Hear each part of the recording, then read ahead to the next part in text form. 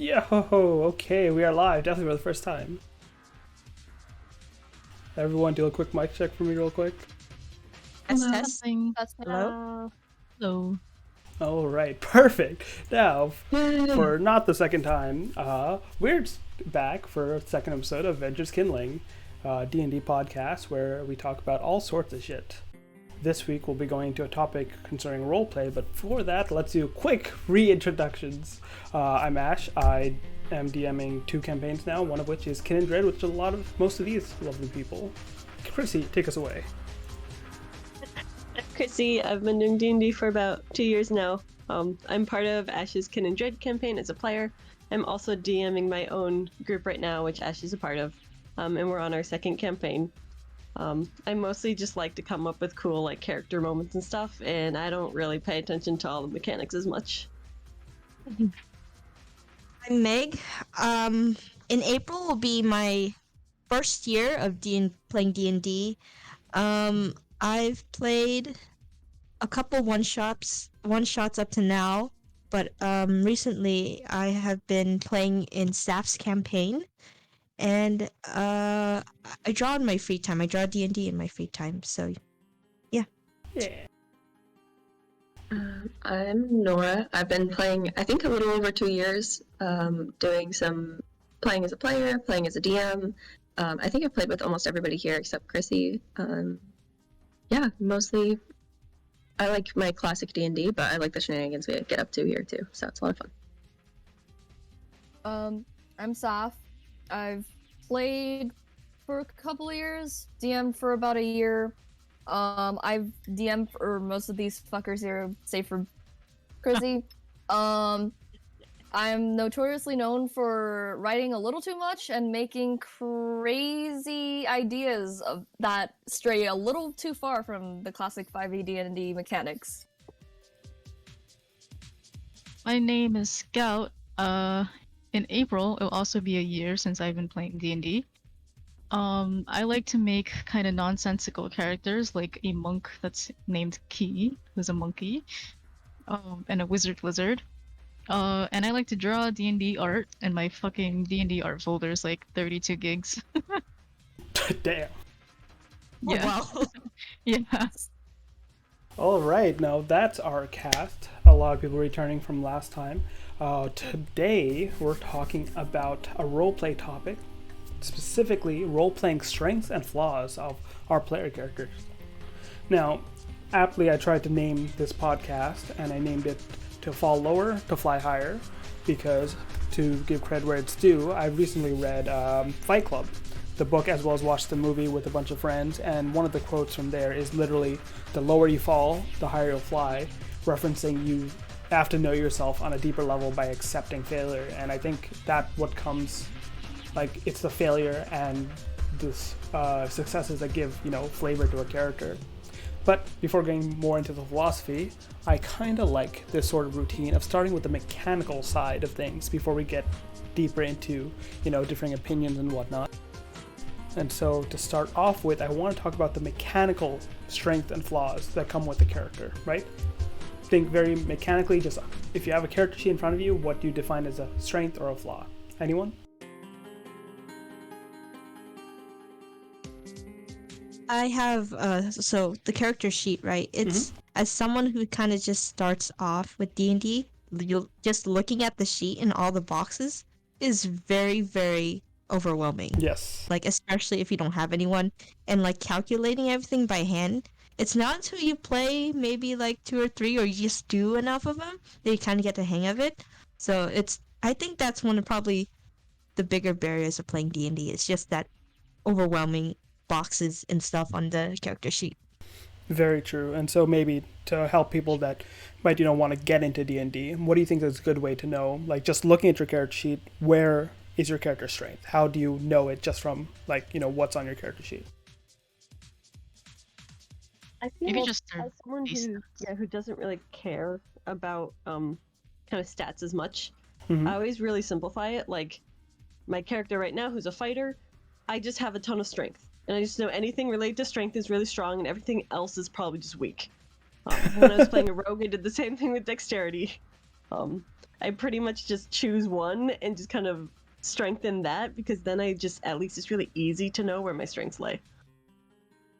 Yeah, and so basically very dumbing it down for people that might not have seen a character sheet before. Bigger number means, hey, I'm more likely to do well in the skill or ability or anything in general. Like as you level up, your numbers get bigger because you get stronger and you're able to, do those tasks with more like consistency without failure. That's strength, bigger numbers. And so vice versa, I did want to point out, flaws are usually, smaller numbers, even negative numbers that can be on your character sheet. Yeah. Now, based off those numbers, and maybe even further than that, does anyone want to define what a character strength might be? Either based on, the mechanic side of things or based on more? Well, according to the player's handbook, which I don't have, unfortunately. What? You don't have player's handbook? And I don't own it. I don't own one because I'm terrible. Anyway, but according to it, there's something that players usually take called a background. Usually it determines your sort of narrative flavor of your character, which it just introduces you to the sort of narrative flavor that you can give to your character, if I remember correctly. And there's like in the background, if you look it up and stuff, not like me, you find there's a couple of like lists of strengths and flaws that you can give your character that either you can just like roll for or just just choose one because you're a heathen. But usually that just kind of presets it's something that can help you preset your character strengths and flaws, like beyond just personally flavoring how you want to like RP out your character. Yeah, and so what Sapph you're referencing is more of the like narrative strength and flaws, like those one-line statements that might be what your character believes in, and so what focuses more so on, right? In addition, background is a nice way to bring this up as well, because it also gives you proficiencies, which is a D&D term for a skill that you can add additional modifier with depending on your level. And that's also a way to determine a strength versus, a weakness in the character mechanically, because if you're proficient with a skill, you can think of yourself as better with it. It might be one of your strengths, depending on like other modifiers as well. If you don't have proficiency, there's a likelihood it could be also a flaw, because maybe you don't have any bonus to it, maybe even have a negative bonus. Yeah. Does anyone have any other ideas how to define strength and flaws in the game besides, background was a great example, anything else? Weapons can kind of determine them too. Like a long-range weapon is obviously not going to be able to, like that character can't do anything really in melee combat. Melee weapons, you kind of have the flaw of you're going to be taking damage if you're constantly up front. So you have to build your strengths and flaws around that too. I love that example because now it's not just talking about a strength and flaw of like, the equipment or things you choose at character creation, but now you have to determine your playstyle based around it, right? A ranged character doesn't want to be on the front lines, right? Versus a melee character does because they want to be in hitting distance of the enemy. Like strengths and flaws is a great way to determine, hey, is this playstyle something I want to play?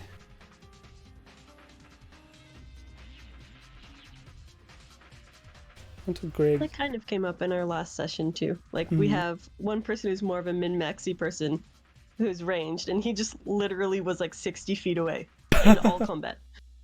And then everyone else who's ranged is more kind of like role players. They were, like maybe 10 or 15 feet away, still kind of in striking range. You can just really see the difference in playstyles there. Yeah, I remember you're referencing Kevin's character, and he just, you gave him a freeze rate, so he just like max rate, just kept shooting his freeze rate twice a turn. And it was very smart. Yeah. It was very interesting. It definitely, like, more power to him if he enjoys a playstyle where he can just, stand at his range and fire multiple times. Great. And for me, since this is a new mechanic I'm trying to introduce with the weapon that I was giving him, it's kind of forcing me to pay attention more to balance, which is really nice. Oh, okay. What about everyone else? How have you encountered strengths or flaws by either DMing or as a player as well? I mean, what I usually like the way that I usually tackle strengths and flaws when I'm making a character is, for one, like building off of stats. So kind of trying to skew my stats towards what I want, like how I want to roleplay the character. But also, I'll usually go through, like Sapph was talking about, the flaws, bonds, and ideals tables, and just like pick ones that sort of fit how I am imagining my character, and then sort of build off them. So I'll usually change them a little bit, but I'll use them as like a framework for coming up with ways that my character can be flawed or have particular traits. I actually would love to do a little polling, right? How many of us use those like ideals, bonds, and other tables in the background section of character creation? I really like them actually. Okay. 2, 4. I don't use them often. Go 1 that I don't quite understand how to use them. I mean, I do write it in the backstory, but it's not usually something that I use often either. right? So Meg and Scout don't use them that much. Nora and Chrissy seems to enjoy them. Sapph, what about you?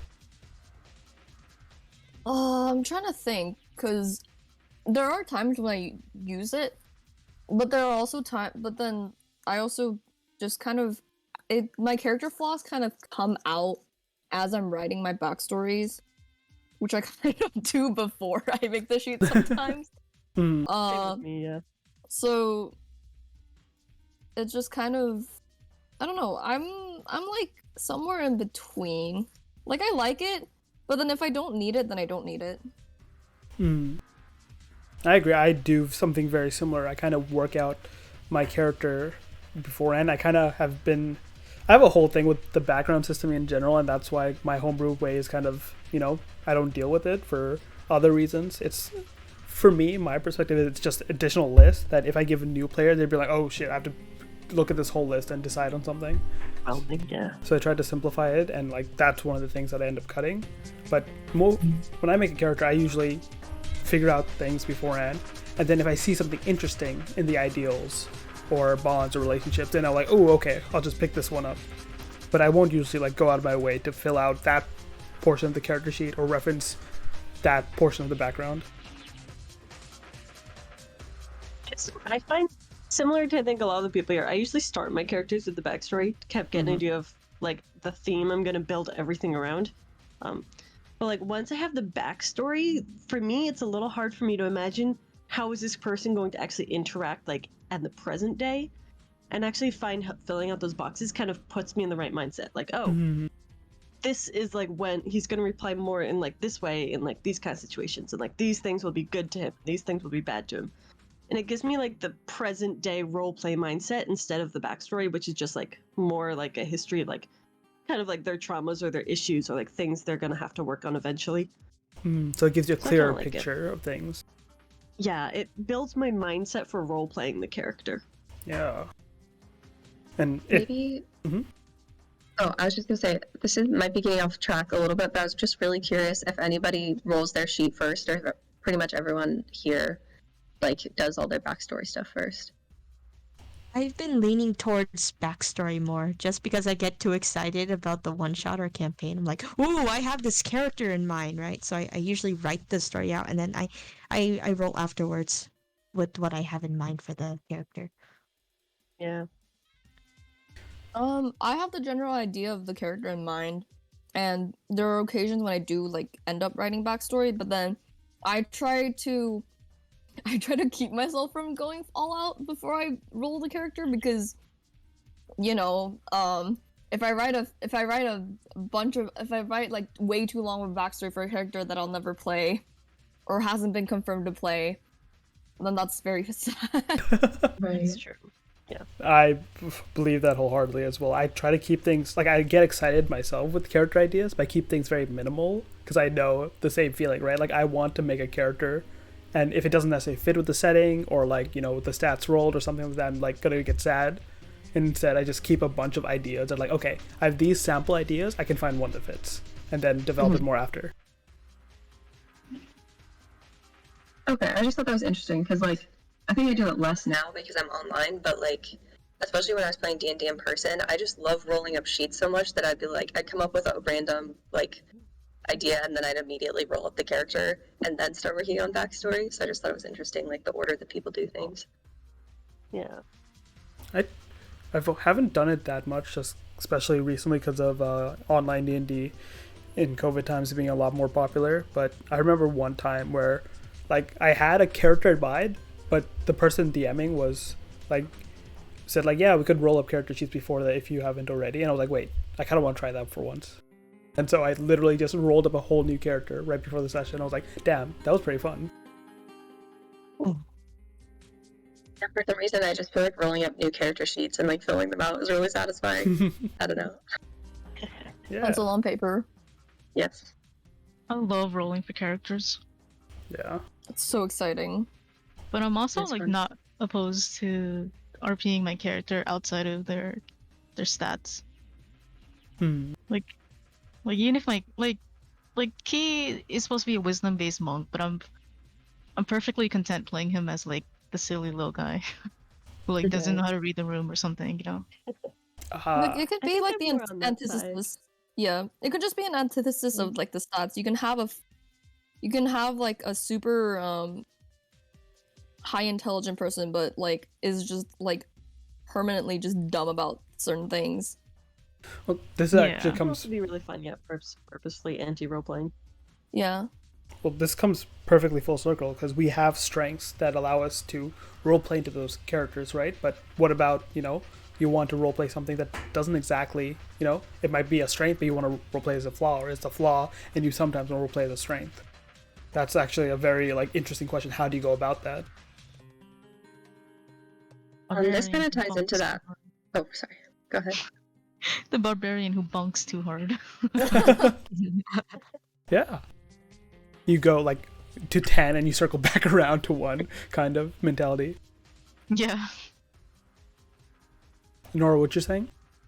Yeah, there's a Jenny D video that talks a little bit about strengths and flaws in role playing, and she talked a little bit about like tying your biggest flaw into your biggest strength, which I thought was a really good idea, especially like when you're struggling to come up with ideas. How like a really high charisma character might be great at talking to people, but also might then be really I can't remember the exact example she used, but might be like really egotistical, and so that can also be sort of their downfall, like something like that. Ooh. So that way you can use the same stat to do both. Ooh, I like that. That's very cool.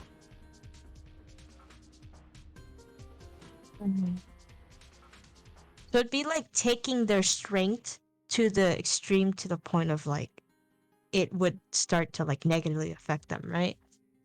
Yeah. Basically.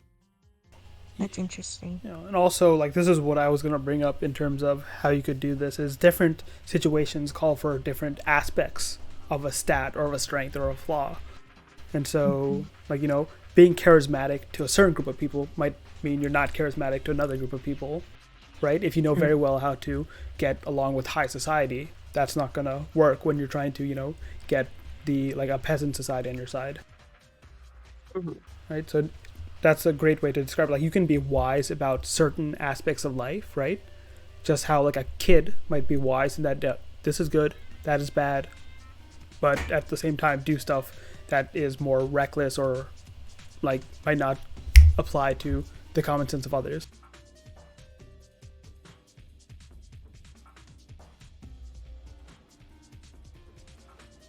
We're started kind of referencing with our own characters, but I'd love to hear more about people's characters and the strengths and how they decided they wanted to play those strengths or it best fit their character.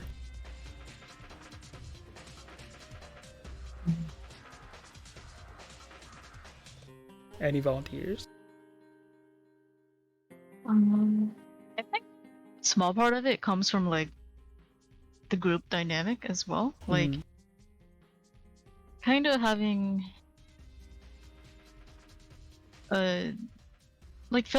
filling whatever missing trope might be present in the party. Ooh. Oh yeah. I think for Key especially, I lean more heavily into the the clowning trickster role because most of the characters aren't like that. You already have someone responsible like Koya, so it's sometimes nice to play the opposite spectrum. Yeah. Yeah, I feel like that was part of why I made Ken into a bit of like a kind of out like space case there. Kind of give that balance. I'm not sure what his strengths would be. Like they said, like I don't really pay attention to stats as much. Like he's obviously like an infighter, and like I gave him more healing because we didn't really have a healer in our party, so I took up that feat.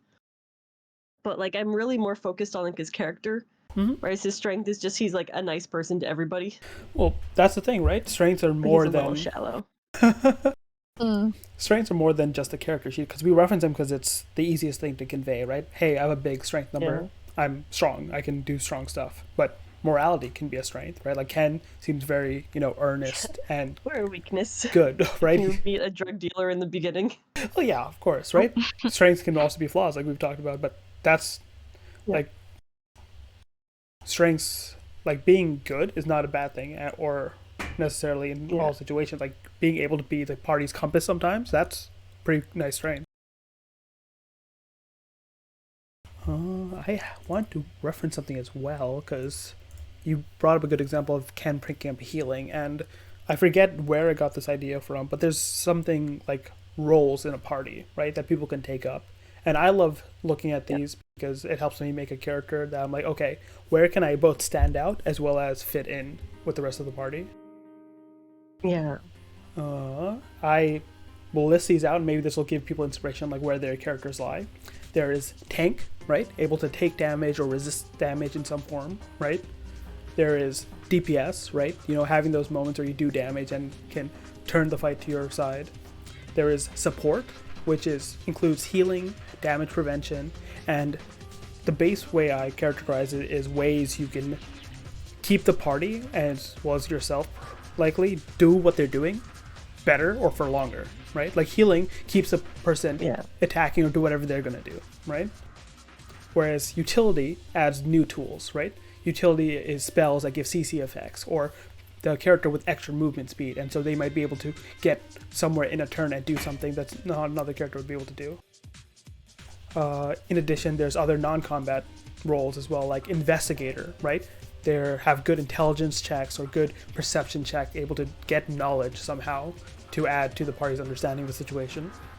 There is scout, which is kind of like investigator, but you do so much more like by putting yourself in danger sometimes, stealthing out, investigating, perception once more, right? And then there's negotiator, which I think of as like, both your character's charisma as was to talk to NPCs and roll well, but as well as out of character, maybe just the player's RP potential and charisma that way to think of good ideas and, make a good argument. Does that jog anyone's like, oh, my character actually definitely fits in this, and that's their strength, or that's maybe their flaw, they don't bring this to the table? Sorry, can I get a rundown of the roles again? Just not what they do. No, I kind of lost track. Sure. There is 7 of them that I've listed out for myself. There's tank, DPS, support, utility, investigator, negotiator, and scout. Me. Yeah, it is. I guess segue. I guess. Yeah, go ahead. Sometimes I see Key as potentially being like a scout character. Since he has such high movement and he has ability to like disengage easily. There hasn't been that many opportunities where I need to like really push, like use his movement speed to like the limit that it can go to. But there have been cases where like I needed to like, oh, the party is gonna deal with the big bad guy. I'm gonna go do something else. Like that time. Runs away from the dread. That's not the same. But the animated statue thing in like episode 2? Mm-hmm. Oh yeah. When climbed up we in wanted to like check out the rune and like see if it would do anything potentially. Yeah. Yeah, kind of like investigator, right? Getting that information in case we can use it. Yeah, I definitely put that both like a scout role you played as well as the utility role because you had that climbing speed to let you go up and get around places. Yep, monkey power. Yeah. I feel like my character was built like to be the like DPS tank, and I think everyone else just had such great DPS and like in similar roles, I just kind of tossed that, and now I'm trying to like take a fighter stat like spread and like play it like a support. I think you're still pretty And an tanky. interesting You have challenge, high yeah. AC. Yeah, like tank support. Yeah. Paladin. Exactly. And I was just thinking about paladins because that's my very first character is a paladin. I'm like, she's just all of those things. Like, I think I actually struggled with my playstyle a little bit for that because it was my very first like long-term character, and it was like she's a tank, DPS, healer, and also she's a paladin, so her charisma is high. She was a tiefling paladin, so it was just like trying to do all of the things at once. well, I love that you brought that up because I do think there's a little bit of each of these in each of our characters, right? Like we could try any role, and it's perfectly fine. Like even if you're bad at something and you don't have the best stats, right? To try anyway, just because it could make good story moments. Absolutely. I think it's almost more fun when a character who is like stat-wise bad at something has a like roleplay justification to try it and then like see how it plays out. Yeah, like you can definitely For sure. give anything a try. At the same time, though, right? I think a better understanding of where your strengths and flaws are, and making the decision on purpose. Hey, this I'm kind of bad at, but I'm gonna try anyway, right? Like informs you a lot more, and you can really run with it, right? I'm curious also what you guys think of like characters who are bad at the thing they're meant to do. The only example I have is completely incidental, but like I played a rogue with Sapph in our campaign a while ago, and just bad rolls all around. She was like, every time I checked for traps, every time I walked through a door, something terrible happened. And so she was like supposed to be the scout, but she just kept dying. And it was fun. It was funny, but it's like that's the one thing you're supposed to be good at. Like you're an antisocial rogue, and you can't do the rogue job. Was it just RNG, or your stats also like suffering? It was mostly RNG, but I also had never played rogue before, so I didn't realize I needed to take investigation. So it was a little bit of both.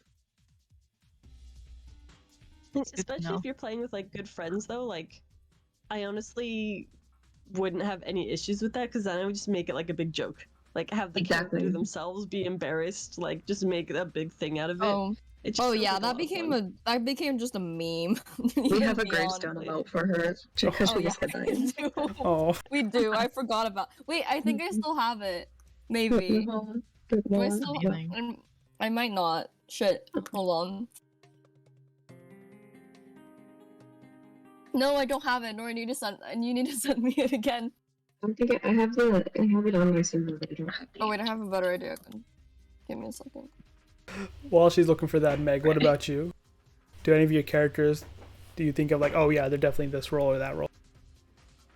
Okay, so it leads a little more into roleplay, but like when you play like a responsible character, like suddenly all of your the PCs around you kind of go wacko. Like you're like the beam, like the support beam. Yeah. Whether like whatever class you play, once you take that responsible role, like you're the parent.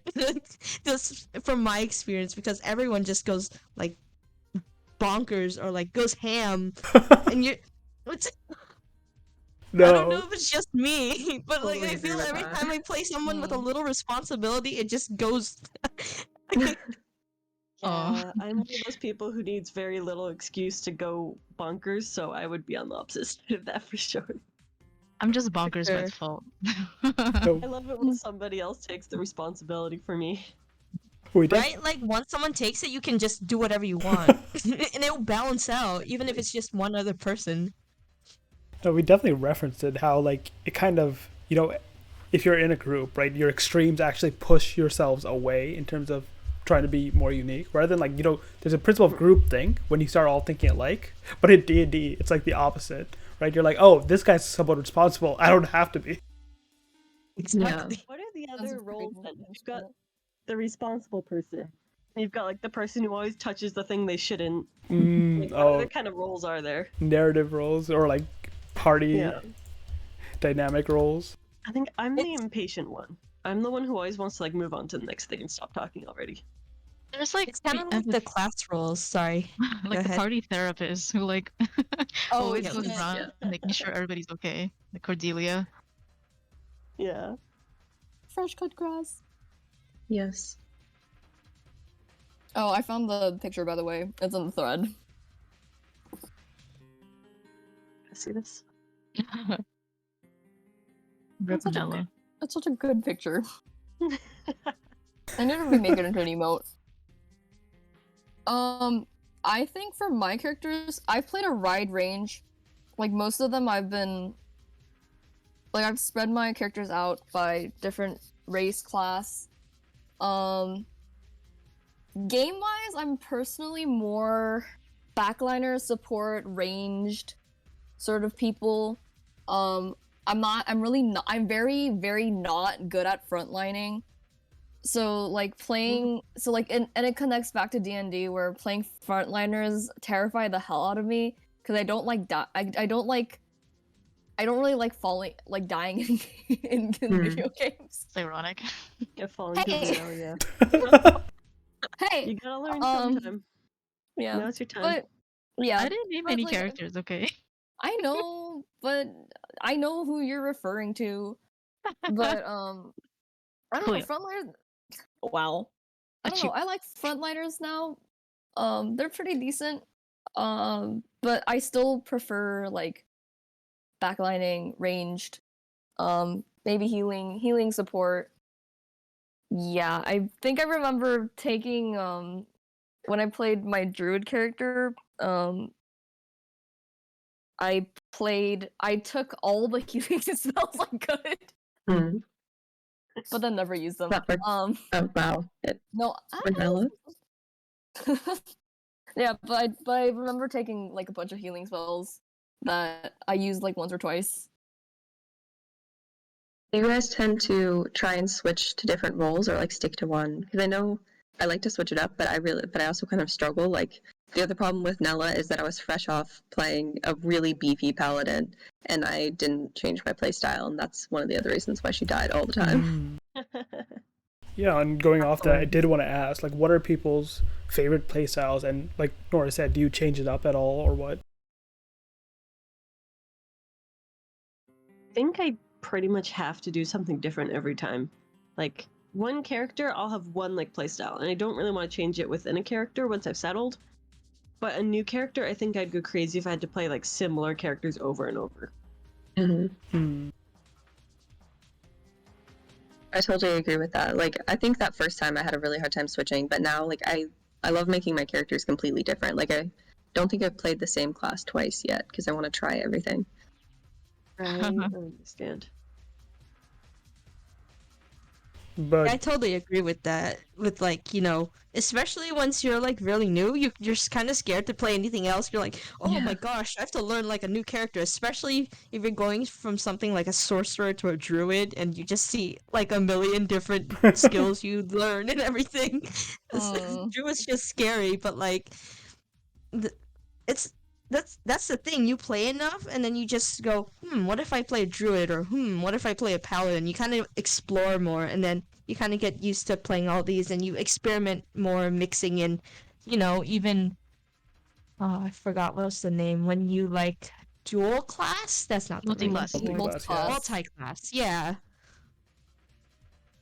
Yeah, I think I'm the same way. Like I've really tried to play like each different class at least once and a different combination of a race if possible.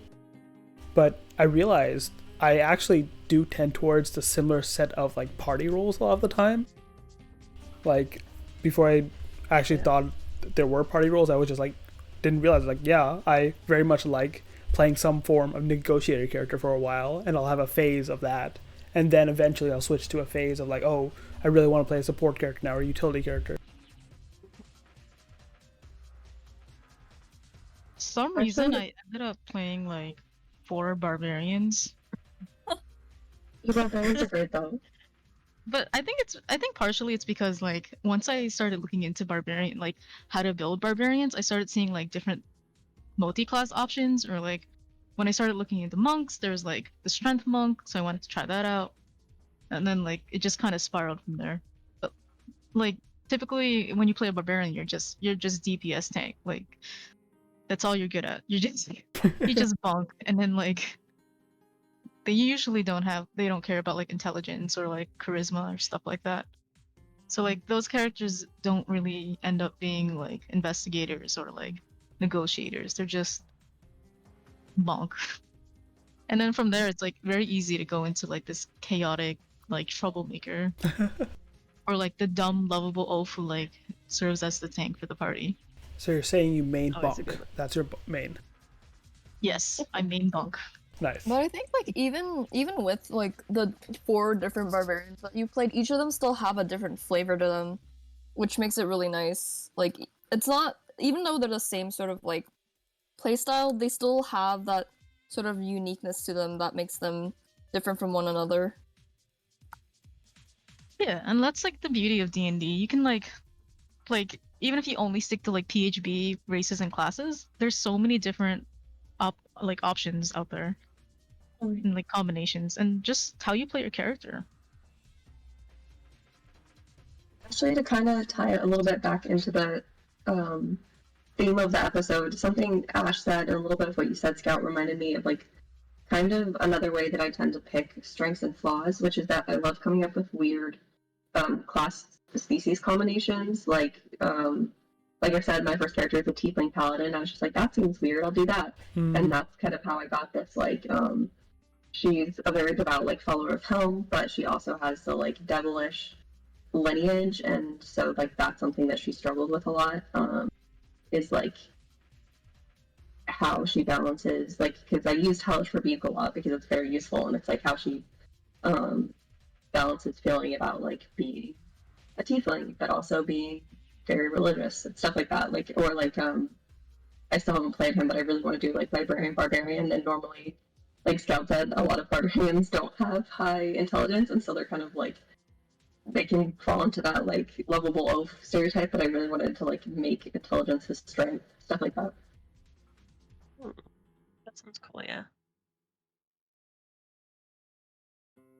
Just on a quick point about barbarian, I also am a big fan of barbarians, and I found myself multi-classing into it a lot with a lot of different characters.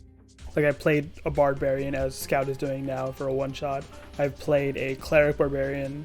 I've played a barbarian that was actually like a dancer, just using barbarian for flavor. And I feel like barbarian is very versatile for roleplay wise, just because it is a simple package, but it's a simple package that can be added onto based on your own roleplayer stuff. Rage, even as a mechanic, doesn't have to be anger necessarily. It can just be this force that, wells up in your character to give them strength.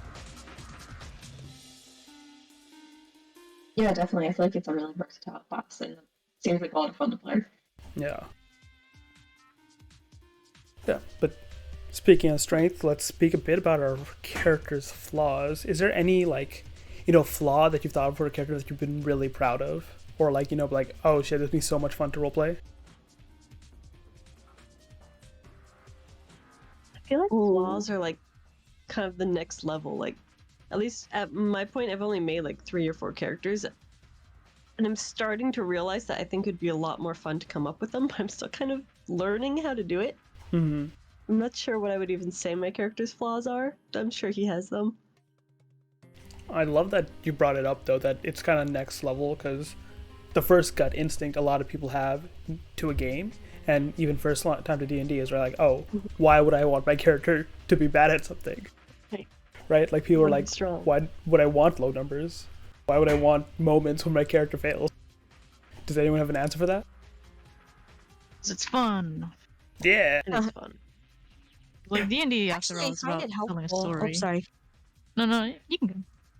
No, you go first. Because D&D, after all, is all about telling a story, and you can't have a story without some sort of dilemma and character growth. Nobody wants to marry Sue for their protagonist. That's not fun. It's also a group thing. You don't want to be upstaging the other people in your group, so it's nice to be oh well, I'm actually bad at this, you handle it. It can be really nice to hear from other players. Yeah. That's exactly what I was gonna play into. Especially when you have a flaw where someone has they're really good at it, you can build that kind of dependency bond, and it kind of like adds flavor between characters and like the relationship, and it just makes everything a lot deeper, and like you can develop relationships with characters that way. I love that phrase, dependency bond, because it is a huge narrative tool that a lot of people kind of skim over in that, hey, we are playing a group game, so let me rely on other people. Let me not try to do everything myself. I think a recent example of this that I actually loved was a couple of us played this roleplay game, Ghosts, in the Discord. This Discord is haunted? Oh yeah. This Discord has ghosts. This Discord has ghosts in it, okay. And one moment I want to really highlight is, in that game, investigators have frights, right? And so their characters do not deal with whatever this fright is well.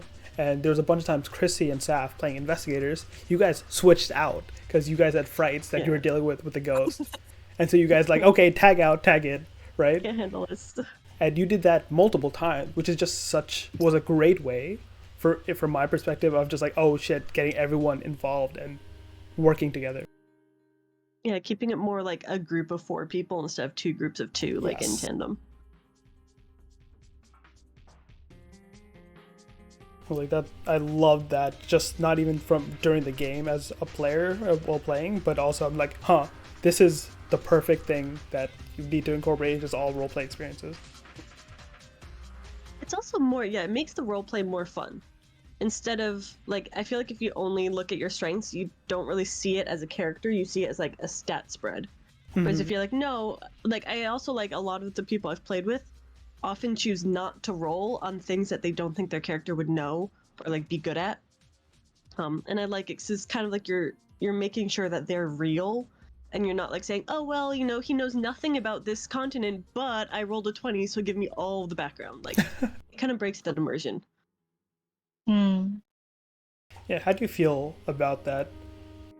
I think there's uses both ways, right? Like rolling for stuff that you probably don't know versus rolling for stuff that, or like choosing not to roll. What do you guys like think on the spectrum? I like the roleplay side of things. I like a little mix of both, where like I definitely want it to be informed by the roleplay. I like the idea of kind of at the DM's discretion of like there are some checks that you need proficiency in that thing to make the check, because otherwise you wouldn't know. But then sometimes you want to be able to like try something even if you're going to fail at it. I think that's a good point there, right? You don't make the check if there's something you literally wouldn't know, versus if it's something you could attempt, you could still make the check and choose to yourself. And there's also maybe this is getting away from it a little bit, but there's also the fact that like even if somebody rolls high, I feel like a lot of DMs, and I've definitely fallen into this, like it's tempting to be like, well, you rolled high, so I have to give you information, but like that's not necessarily true. Like even if somebody rolls a 20, you know, I mean, you could still be like, well, here's what you know, but it's not very much. Yeah, I think I haven't actually encountered this myself, but I've seen I've binged on way too much Critical Role, and I've seen Matt Mercer do this a lot, especially with I think in campaign 1 there was a Goliath barbarian who had an intelligence of 6, but then he rolled like a nat 20 on like Arcana check, on like Arcana, and but then it wasn't necessarily like, oh, it does this magic item does this and this. It's just, hey, you take a look at this and you realize, oh shit, it's fucking magic. I think I remember that scene because I had a lot of fun dissecting it myself, and it was like, yeah, you don't know what the fuck this means, but you remember you saw a symbol, this one squiggly symbol, one other place, and formed that connection, or like, okay, at least I found something out from it that makes sense for my character. I like that. The idea of like a nat 20 from this character and a nat 20 from this character yield different results. I like how that adds like more depth to each character. Yeah, I think it comes down to like different amounts of character, right? First of all, this is also in the PHP, right? A critical success only applies in combat. There's no such thing as a critical success outside of an attack roll, right? You don't actually get auto-succeeding. Unless it's like literally an attack roll, you auto-succeed, get a the extra damage. But if it's a skill check, right? Matt Mercer does this a lot, right? What's your total? He will ask, right? Just because he'll reference your degrees of success. And then at the same time, even a 20, though, can be the best you can roll. It'll depend on what your character's background is to what information you get. Yeah.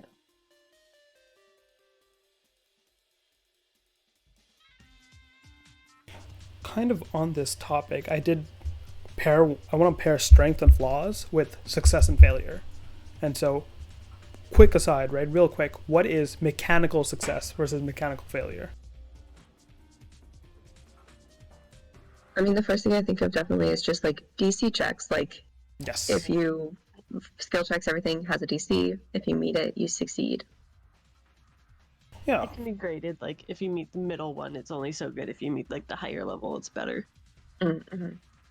Yeah, and so there's all forms of DC checks. Go for it, Bonnie. Oh no, I'm just listening. What I was saying was like there's all sorts of DC checks, right? You can have a static number, roll higher, roll lower, right? You get a success or fail, check mark, or degrees of success, and there's different purposes. And we can go into a whole video at some point about DC checks, but basically you succeed if you roll in the range that the DM's requesting to gain a success. If you fail, right? The lower you roll, sometimes DMs will literally have the lower you roll, the worse something happens versus just a failure.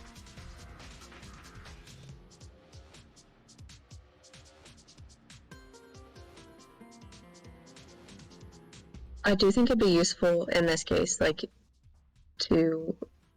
I haven't really thought about this before, but like there's degrees of success also have degrees of failure, like you were saying. Mm-hmm. Like set lower DCs. So like if this person rolls between a 1 and a 5, like things are gonna go terribly wrong.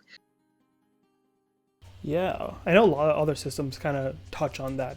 Like Pathfinder has a way of like if you roll 10 above the DC, it counts as a crit, and it has extra effects depending on what you try to do. Or 10 below the DC, it's a crit fail.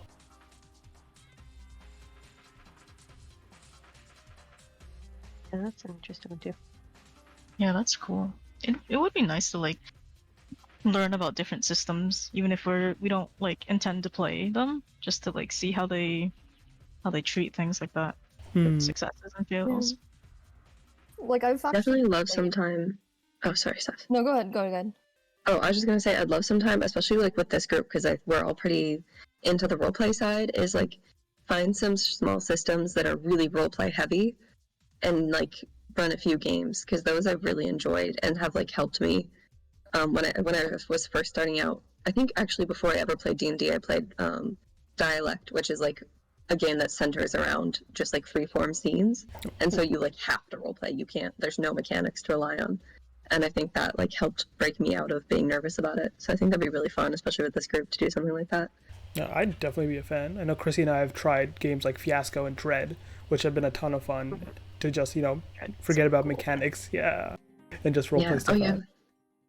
That'd be really fun. I think we talked about one of those. I can't remember if it was Dread or Fiasco, but Fiasco is the one we'd be able to do online. Dread, unfortunately, is a real life thing. It's Jenga. Yes, use the Jenga tower. It's so cool though, but yeah. Just fly an airplane Jenga. easy. It does sound fun. Tabletop Simulator. Tabletop simulator. Oh my god. Is there a Jenga mode on it? I'm sure there is. Probably is some sort of Jenga online if we wanted to do it. The computer rolls for you, not you. All RNG. Oh, yeah, one of the things I was also wondering about, like, how people, if you guys have thought about this, is like, how do you handle strengths that you like don't necessarily have, like playing maybe a really high charisma character, or like a character that's supposed to be really wise in a certain way, or really intelligent in a certain way that's like not necessarily within your skill set. Like I think the mental stats can be really hard, whether it's really high or really low. Mm-hmm. Yeah. Like, how do you handle that at the table? I don't, and that's why I only play stupid characters. Yeah, I don't think I've played a really smart character yet. I think I haven't either, to be fair. one thing I can reference is what we brought up earlier, in that if you have a really high stat in something, it's not necessarily you're always good at that all the time, right? Like Bonnie mentioned key being high wisdom, and I've had characters that are high intelligence, but I choose which topics they're intelligent about. For instance, I chose once I played a cleric who was, more like medicine based and surgery, and so knew a lot about anatomy and things, but about common sense stuff and like other stuff, I could have been like as dumb as everyone else. You can definitely. Oh, I was just gonna say, I think that's a really good point, because now I'm thinking about, I have actually played a high-end character, but like, he was an artificer, and that's the only thing he was like good at. Otherwise, he was just kind of like a naive, dorky dude. Mm-hmm. What happened to the wizard? Wizard lizard. He's just a grump. That's all. Mm. He only cares about his amulet and his bird. Bet. Yeah, I think, I don't know, like I've played, I don't remember which of my characters actually have higher end, but I remember last Kindred session, not last Kindred session, the session before, where the party was in the temple of a white dragon, and Koya saw bones, and I was like, shit, I think I know what that is, but I'm not really sure if that's actually the thing. And I was like, maybe Koya actually knows this, and then I panicked and died and revived and tried to pull stuff out of my ass to like actually do things. But then like the thing about like having that sort of like high-ish mental stat is that like you don't necessarily have to keep it like very specific in the sense, even though you have no idea what the fuck is going on. Like you can still keep it, I feel like you can still keep it like as seemingly smart / wise / charismatic as possible, yet still kind of keep that sort of, do it within a range in which your actual, as a player, your stats are like able to handle, is what I think. Yeah. I think it's easier personally for me, text RP wise, because text RP you have a little bit more time to actually think about it. But Yeah. I still think that like, as time goes on, you get better. And it kind of, I don't know, I feel like you kind of like grow into your character as you get to it, like strengths, flaws, and otherwise. And it just kind of comes as you keep playing. Yeah. I wonder, actually, going off of that, if it's harder to play flaws that like don't match up with your normal playstyle than it is strengths, because I know like playing a character, I think the more I play D&D and like the more D&D knowledge that I have, it's pretty hard sometimes not to fall into metagaming, or like not to play the buff tank character as a negotiator, just because I always want to do the diplomatic solution and stuff like that. Yeah, I think I'm doing the same thing with my characters. Like, I just personally prefer that playstyle, so I think all of my characters will eventually spec into it. Yeah. As it's just clearly something I just want to do. I definitely love Everyone to do, yeah. If it's not fun to give yourself that like flaw, it's fine to never try out things that you're not really interested in. Yeah. That's a good point. Like, people have different play styles, and I think it's fine. Like, you can play a different character from the one you played before, but it has a similar play style because that's the one you have fun doing. Mm-hmm. Yeah.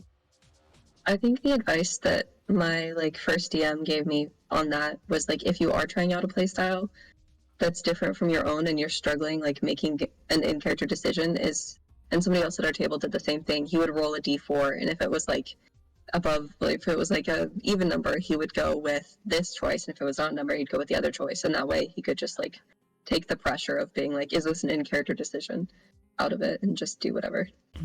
I like that. Yeah.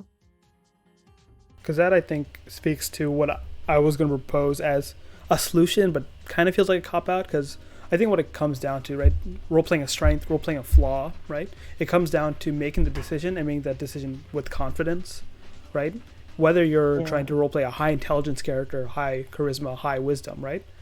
You, as a player, might not know what the shit you're talking about, but if you can role-play your character being confident about what they're saying, then it sounds like, oh shit, this guy knows the whole encyclopedia. Oh, this guy can, has a silver tongue. And part of that is you grow into it, right? Like, you play more sessions, like it was said, right? And you slowly seep into that character and you grow confident in their skin. But, at some point, if you are able to make a decision confidently and quickly, that pushes you forward, like rolling a dice and letting RNG, make that decision for you, and then you just act it out. With confidence, I feel like if I'm playing like an intelligence like check or something, I feel like I don't have much confidence in that area, especially for like a world that like I haven't played in or anything, and I'm more likely like hand wave it, be like, oh well, I'm gonna say something that like talk about this general history. I'm not gonna like say the general like the specific thing I'm saying. And I'll let like the role decide it, and then like, oh well, the DM can like tell me the details of like what I just supposedly was saying, because I don't know when they do. But then like for things you're more comfortable with, like I like more of the deception, like kind of performance stuff. I feel like that, I'd be like, no, I'm not gonna just like roll. I'm gonna tell you exactly what my lie is, down to like the entire sentence, and then I'm gonna roll, and we'll see if they buy it or not. Like, I feel like you can get away with doing it at less confidence when you're still learning, because you can kind of just like hand wave a lot of the details. But then as you get more and more used to it, then you get that like specific like straight up like line delivering level of roleplay, which is really fun. Yeah, and I love that level because that's what all my checks are based on. If I am DMing and I'm going to make you roll against something, I'm going in based on what is the situation, but also based on literally what you say the moment before the check, right? If you're making a lie, what is that lie? If you're trying to gum up information, right? How are you trying to get that information? In what context, right? Like research minded, or like maybe, hey, if you say like my character worked with like plant life before, is there like a way this would make sense in that case? And then those all affect the DCs, the rolls, and the level of expertise in that aspect of a character. It can be intimidating for new players though. Yes, definitely. Anyone have advice for new players that want to be more confident but can't? Fake it till you make it. I mean, Biggest Yeah. advice is just let yourself look here's silly. the thing, right? Like, I mean, yeah, like it's not easy. It's definitely not easy. And the first time you play D&D, it's awkward, and you're like, shit, what do I do? Because there's so many things going on. But like, and not in your first session, like you're not definitely not. I've seen 3 different players, 4 or 5, I don't know. I've seen like 4 or 5 different players go into it first time. 2 of them are here, and they kind of had no idea what was going on. And they're still learning. But just at the end of the day, you're getting into your character, and at the end of the day, you're the one who kind of knows your character best. So I think that and as time passes and you keep playing, the better you'll get.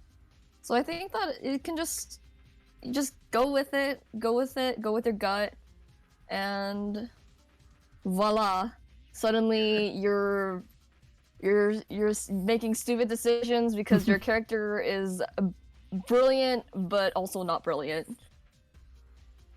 If I may add something, some of my characters a little here and there.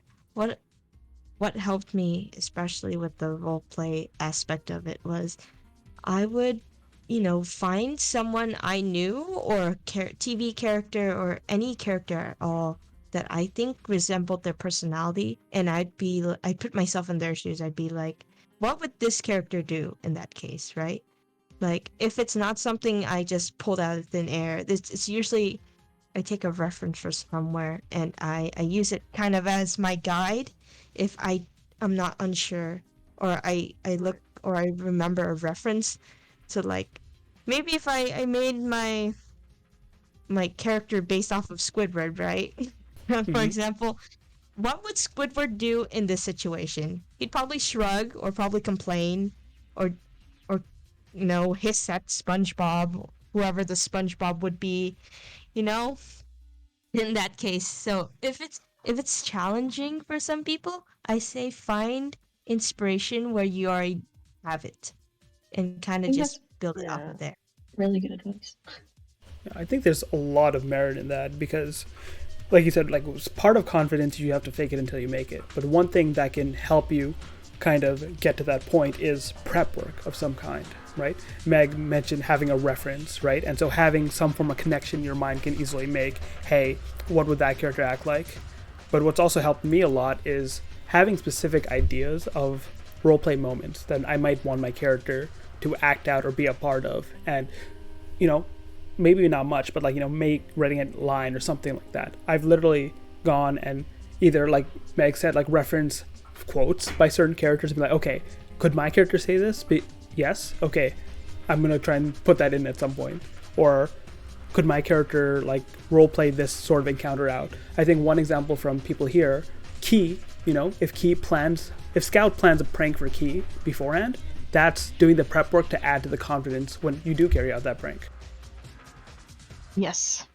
Definitely think prep work can be like so helpful because one, it just makes you feel like you're more prepared and like more confident. And also, especially for me starting out role playing, like the thing I think I struggled with, one of the things I struggled with the most is just not knowing what my character would do. And like sadly we're not all improv experts, I wish, but like coming up with stuff on the fly in the moment and trying to make it in character is really hard. And so like you said, both Ash and Meg, like having a reference and having prep work done is so nice.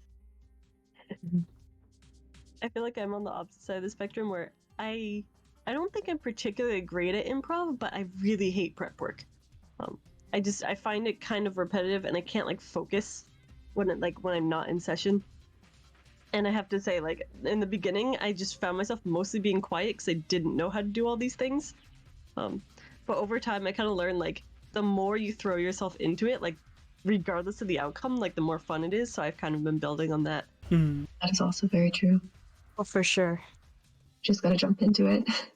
Yeah, I just had to lose that fear of, like, I don't know, I'm always afraid of failing, but then I had to realize that in D&D, you can't really, like, fail. Like, you can fail your role, but you can't, like, fail the story or, like, fail the role-playing. Yes, right? As long as you're doing it. Everything you do, right, succeed, fail, right, show off, or, like, you know, make a fool of yourself becomes integrated into the story. Exactly. So you just gotta embrace that, I think. As someone who likes improv more, kind of embracing that kind of let me just figure out my own characters.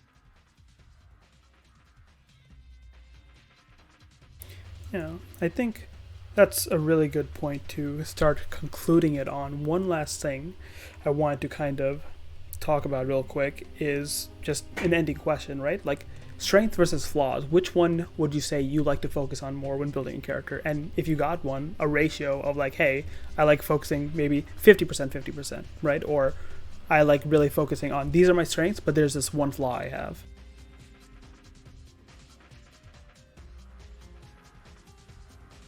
Scout, you're first. I choose you. I'm trying to think about it in terms of Key, but I don't know what his strengths really are. Because he's just comedic relief, which is like if you don't have it, then it's fine.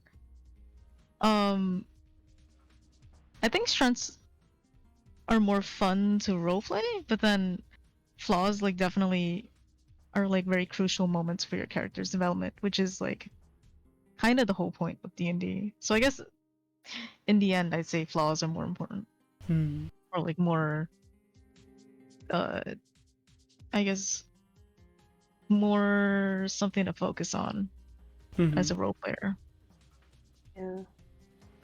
I feel like character creation is usually stronger if you build it off of flaws. Like, I usually come up with some sort of, like, negative or, like, difficult thing that would be interesting as a flaw, and, like, that's usually what I start all of my characters' ideas off of.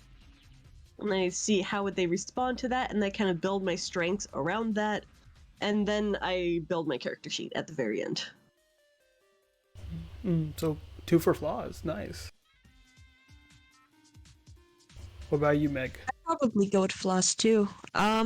Exactly what they've said earlier. Just the way that you can take a flaw and build this whole character, and somehow the flaw is kind of like that base. It's like this is what they can't have or they have too much of, and then it just makes your strengths just that much stronger, or it just highlights the reason why they have that strength. I like that because we definitely reference it, right? Like strength and flaws definitely highlight each other and they both add to the story. You don't want a bland character. Mm-hmm. Sapph, what'd you think? I'm thinking. Because I don't really refer to my character's strengths and flaws as strengths and flaws because at the end of the day, they all merge into one personality. And like, and I have so many like wide range that I can say like have more flaws than strengths, like my tiefling archer. But then there, on the opposite side of the spectrum, there's more strengths and flaws, like Koya does. But at the end of the day, it just kind of merges all into one big personality. And I'm not saying that like it's just like it's just a nice blend that makes my characters who they are. And I feel like that's what makes like, you know, everything so unique to say the least. But I do agree with everyone that flaws do make a lot of the characters shine a lot brighter, especially when it comes to having both strengths and flaws. Nobody wants a character who has all flaws, but at the same time, a character with all strengths is also kind of a negative at the same time too, especially contributing to the entire story.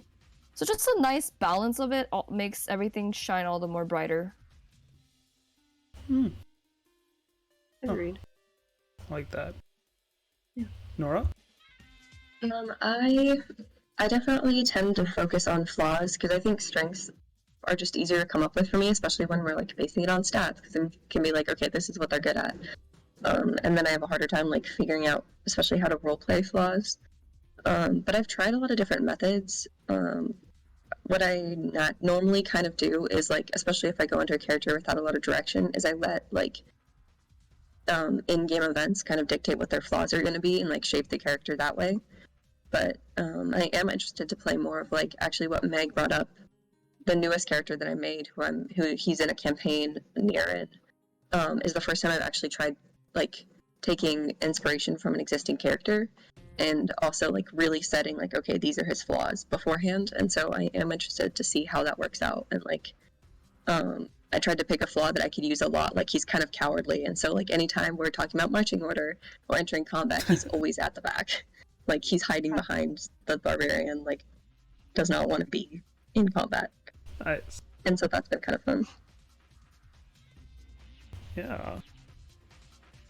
And I guess for my answer, it's hard, but I realized like at first, when I very first started playing and even DMing, I guess I focused on flaws a lot because once you have a flaw, right, you can build a whole character around it. But I think as I've gone playing for longer and longer, I have kind of come back to strengths in that when I make a character, right, I'm one of those people that will like, hey, what do you play? Hey, what do you play? To everyone else in the party before I decide. Just because I'm like, okay, these are the strengths that they'll likely have. Where's the other part where, okay, my character can have this strength? And because I try to make it so like I don't have a character whose strength, you know, has to butt heads with anyone else in the party. And I can have a flaw that matches once I've chosen a strength that does not match. That's curious. I like that kind of concept. Definitely. Not just filling in. group harmony the most important thing too. Yeah. Yeah. Like I come to like the point where like I can think of a flaw that's fun, but like, you know, flaws are usually a lot more unique than strengths are. You can think of any flaw and make a great story around it, but I've come to focus on strengths because a lot of strengths will overlap, and I want to kind of put more attention so they don't overlap, and that way I can fill in if someone doesn't have that strength, or, you know, then I can rely on their other strength without being able to do it myself at all. That's a really good point. Yeah. But in the baseline, damn, this went fast, but role-playing strength and flaws, there's a lot of facets of it, and a lot of it comes down to, you know, your play style and, you know, your party's play style. I think the thing that we all do agree on is that we very much enjoy flaws being incorporated into the story. We enjoy having our characters' direction and growth be very much connected to these flaws. Yes, for sure. For sure. And it's They will overcome them. yeah, and it's fun sometimes to definitely see these flaws are just the other side of the coin of their strength, right? Maybe their strength going out of hand, or their strength just not applying to that situation, and you can show growth in them themselves getting over it, or of course rely on others. It's like in real life. Yeah. Wow. I find it Inspirational message. interesting how, like, I love fantasy and I love these like other worlds and kind of escaping reality, and then, like you said, like my characters I want to be as realistic as possible, like actually Yeah. human and super deep, like Mhm. kind of just completely changing the whole purpose of leaving into this fantasy world. I think it's perfect for D&D because you can experiment with like the human side of emotions in a safe environment that's like, oh yeah, there's no way a dragon could actually eat me. How does my character feel about the death dragon has caused? But yeah, Wanted Also to gives add you, a like you said in little- the title, it gives like the higher highs and the lower lows, yeah. which is what I'm here for. Meg, you were saying? Yeah, sorry about that. I was gonna add your flaws and your strengths don't have to be dramatic. That's what I've learned from D&D. They Mhm. can be dramatic to a certain extent, but sometimes it's the little things that just tick off your PC. Like maybe they're scared of water, or what if they're scared of spiders? It's like those little things, like if they see a spider, they'll violently react that way. But it's not like it's like a huge, like, oh, if they touch like kryptonite, they're gonna die type of thing. You know?